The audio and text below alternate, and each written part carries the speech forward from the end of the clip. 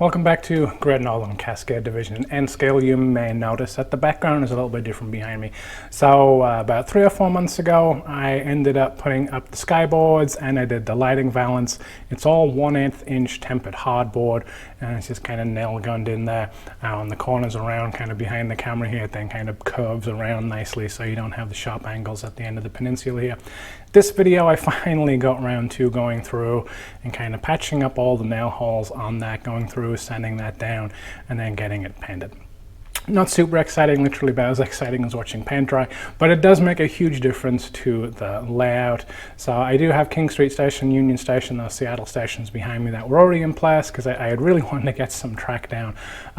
Really what I would probably do for the rest of the layout, kind of the same way I installed the skyboards and I installed the valance first, at least the skyboards I would want to paint before I did any more track work. So that's why it's a little bit of a different order. I really wanted to get tracks down. I really wanted to run some trains. But now that we've got the skyboard painted, I can come around the return loop, which is right here in front of me where the camera is sitting. So then we'll be able to get trains south out of both of those stations, through the return loop around the Port of Seattle area, and then get back into those stations. And that will be pretty good progress. I think we're at probably about 45 feet or so of skyboard and valance, which is basically covering towards the end of the peninsula over this side.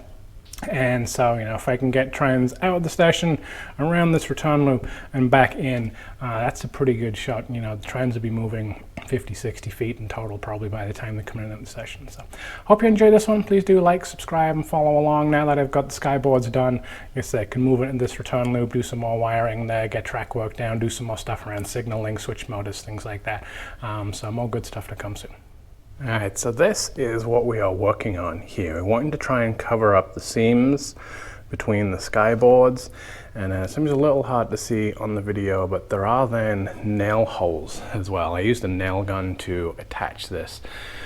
Maybe here's a little bit of a better one that you might be able to see. They are kind of hard to see, but they are there. They are noticeable. When you paint them, they will be noticeable. So the skyboards are 1/8 inch tempered hardboard, and they're basically an 8-foot lengths. This comes in an 8 by 4 foot sheet, so I just cut these down to what I needed them to be. Now this is the kind of intermediary step of what it looks like. Basically what you want to do is just have some kind of joint compound that will fill those nail holes and then will fill those transitions between the skyboards. I'm using Drydex, it's spackling. You can use regular wall plaster. That's functionally what this is. It's just a little bit of a different compound. It's a little bit easier to show that kind of color transition as it dries. Regular putty knife, this is maybe a little bit big for filling the nail holes, but I don't really care. You know, you can get it down to somewhat small sections, but really all you're wanting is some kind of compound that will fill the transition between the skyboards, that will fill the holes. I have seen people use actual wood filler. To me, that doesn't really go on quite as well in these long sections. If you were just filling in the nail holes, sure, I could go for that. But when it comes to those gaps between the, not the gaps, but the kind of transition between the boards, one is generally ever so slightly at a different height. So you just want to kind of cover that up. I will use the exact same process when it comes to the fascias. So this is the fascia on the skyboard, exact same thing. You know, we've got a little bit of a transition between the two different boards, and then we have a bunch of nail holes around it that we'll want to fill in. So that's really all there is to it. There's not really a lot of exciting stuff to show. It's not quite like paint drying, but I will do a little bit of a time lapse just so you can see the process that go through. Basically then we'll just let this dry, come back, sand it, and then we'll be ready to start painting.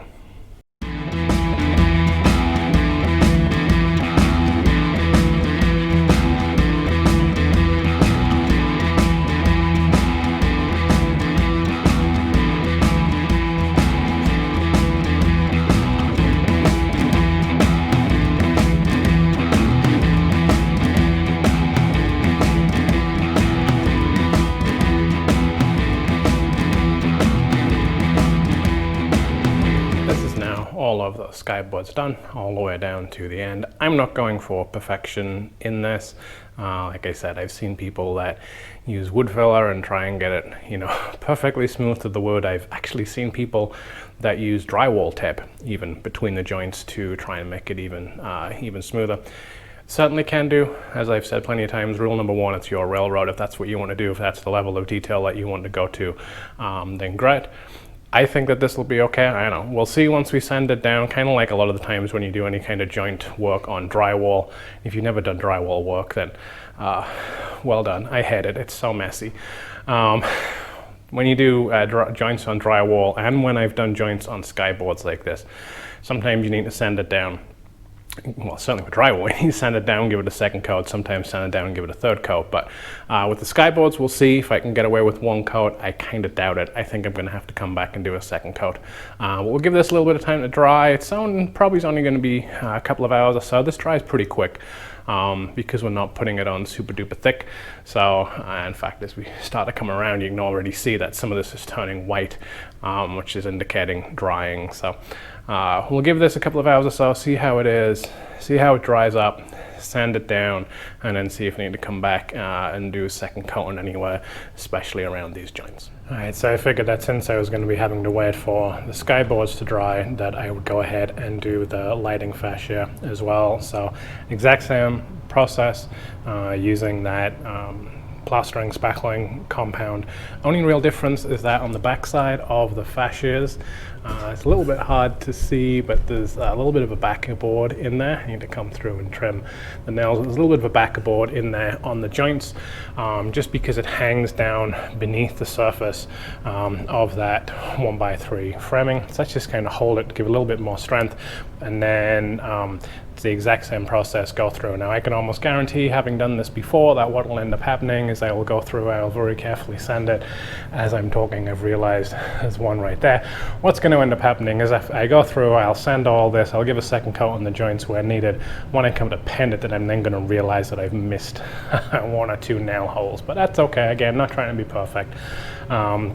Other thing that I had done that was a little bit different on these joints, let's kind of walk down a little bit further, is use this styrofoam rasp, which I had done the exact same thing when I was doing the kind of plywood base. It's kind of a metal file sandpaper kind of thing. Sure, from rasp. I've used it before for other things as well, and it's just to help give a little bit of a smoother surface because they're a little bit misaligned with those backer boards. Wanted to just kind of shave off a little bit of the wood to try and make it a little bit smoother. So as we move forward on some of the video clips, here you might now see that there's this kind of plaster all the way around on the top on the lighting fascia as well. And so anything, when I'm talking about doing things on the skyboard, fascia is the exact same thing in terms of then sanding it down, doing a second coat as needed on some of the joints or whatever. When we come to paint, it's going to be slightly different. I've got kind of a light blue to kind of give a sky, very basic sky. And then for the lighting fascias, that's going to be black. So we'll let all of this dry up, sand it, give it the second coat if needed, and we'll come back and see what it looks like. This is with everything now kind of sanded down and cleaned up. Did go back over some of the big joints on the skyboards, just to kind of give it a little bit of a second coat, so that's kind of why it's wet. Just sand it down with a sanding block. It's almost like a big sanding pad that you use specifically for drywall, and then just wipe it over with a drywall sponge, just to get off a little bit of dust particles. So the rest of it you can see where it's dried off, but otherwise skyboards and then around on the fascia is all done. I'm going to start out painting the fascia first, probably, just to kind of get that out of the way, and then get going on the skyboard. So fascia, I'm going to start out doing black, and there are many different trends of thought when it comes to colors and things like that. My approach is that I want the fascia to act as a dividing point between the different decks, and certainly the lighting fascia is a cutoff. And so I have found from experience and from seeing other layouts that black acts as that cutoff, and so it creates two very distinct scenes. I will have one scene here, I will have another scene here on the second deck, and then another scene down on the bottom deck when I get to those in time. And there are people that do like a CTC olive green kind of thing.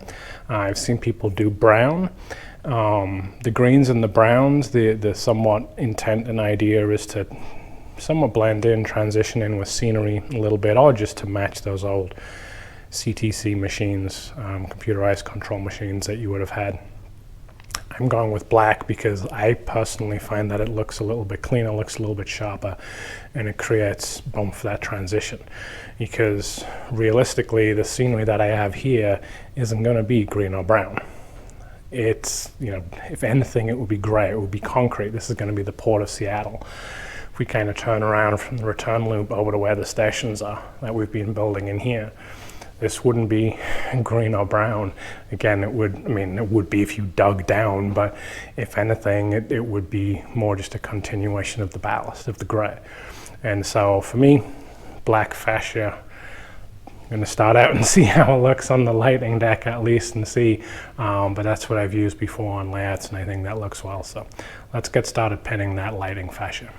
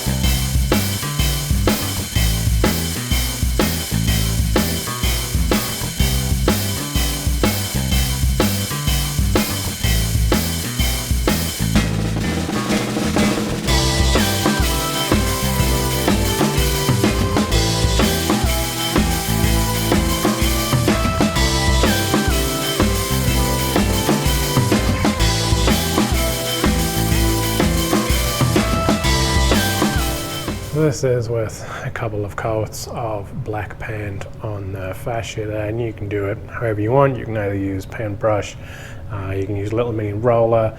I did try and use a little mini roller, but didn't actually want to roll. I think I've got a bunch of dust or something caught up inside the actual roller mechanism. So I just say with a brush, it's fine. It's a flat black paint, so you really can't see the brush strokes anyway if you go carefully and you go slowly. A little bit of a shine just because of the lights overhead, but it's not that big of a deal because I think honestly what I would end up doing is I probably wouldn't even run the overhead lights. There's enough lights that get kicked off from the layout. You might have seen I just went with the straight black paint. I did not prime the wood first. The paint that I was using is a combination primer and paint, and so I typically find you need to have a couple of coats of the color anyway. And so what's the point in using a separate primer if you're going to have to do 2 coats of paint anyway? So I went with the Glidden Premium paint, kind of pop down. A whole bunch of different paints that you can get though. I've used Behr paints before, I've used Valspar paints before. I just went with Glidden paint because it was like $20 for a gallon or so. But if you get one that's paint and primer, then typically I found that it works just fine, at least for this. I'm going to try on the skyboards with that combination paint and primer, but I'm not convinced it'll give quite as smooth of a finish, especially because there's going to be some color in there. I've gone for a light blue. I'm also not convinced that the blue is going to be a decent shade. I just want something so it's not just this basic plywood empire, and then fully expect that at some point I would then come back through and might then need to change that, but happy overall with how the fascia has turned out. I think it gives a very nice contrast to black fascia, the white on the underside to help reflect the light. And so once the skyboards are done, I'm really curious how much light then does get reflected back there, and just overall I just want to be done with looking at a whole bunch of the plywood stuff around here. Like there's been a lot of work, a lot of slow work that's gone on for a while in building this lighting deck, getting the lights installed, running all the wires, the fascia and stuff like that. So I just want to get the skyboards done now, and then kind of see what it looks like. So let's check out doing the skyboards. Again, probably a couple of coats of paint. Probably will do this one with the roller. swap out to a different roller, just because it's that much more to try and do by hand. Yeah, I don't know if I don't have the patience to do all that. So let's check that out, and then we'll come back and see what it's like once it's all finished.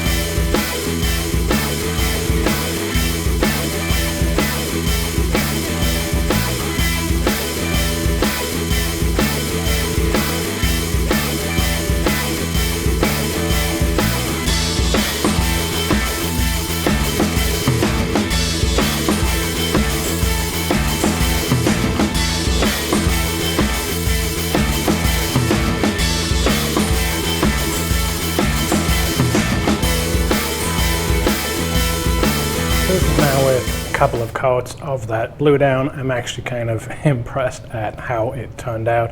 Again, I'm not sure if this is going to be the final result. It seems like it's going across a little bit darker on camera maybe than it is in person, but it's the Glidden premium paint. Again, you can get pretty much whatever. This was just $20 can of paint that I could get, and I had somewhat randomly picked a touch of blue.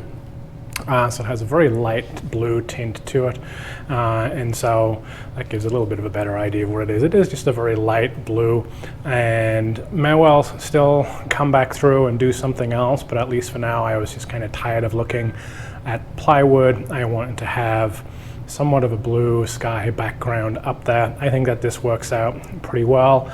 Like I said, I'm not sure if I'm going to try and paint the backdrop on, if I'm going to try and just use some kind of like 3D low relief stuff on the background. I think I probably have way too much to try and do a fully printed background. Just the sheer scale of kind of what I'm looking at here, the amount of backdrop that I would need is kind of crazy. I'm already at about 45 feet just to come to the end of the peninsula. For those that are somewhat new to the channel, this might be all you've seen. There is actually a whole other side to this peninsula, and there's another 32 feet of benchwork over here. So this long wall here is 32 feet. It's about 8 feet at the about 8 feet at the end here, and then we've got another 24 feet coming up this peninsula and then wrap around. So it would be a lot to try and do the actual printed, like photographic background kind of thing. And also just because of the kind of area that I will be modeling on this upper deck, it might be a little bit weird. The second deck, the kind of middle deck, that's going to be more just rail fanning along Highway 2 once you would get out of Everett and you know, up and through towards the Cascade Tunnel maybe.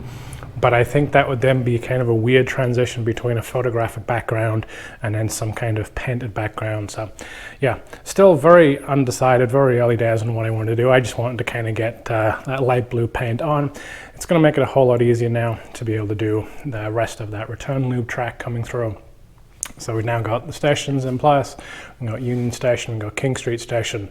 Backdrop is painted. The kind of upper part of the lighting is painted. The fascia, the valance on the lighting deck is painted, and I think overall it makes a really big difference now. So please do like, subscribe, follow along so you can see some more progress. This was a little bit of a palette cleanser from some of the signaling stuff, but I have just been playing around with some different wiring stuff, different switch motors as well. So I want to look a little bit more at that to make sure that I've kind of figured out how I'm going to do the station area, because then I'm going to move on and work on this return loop. So you'll be able to check that out and see the progress as we go through all that. So thanks for watching. Hope you enjoyed this one, and we'll be back again soon. Bye-bye.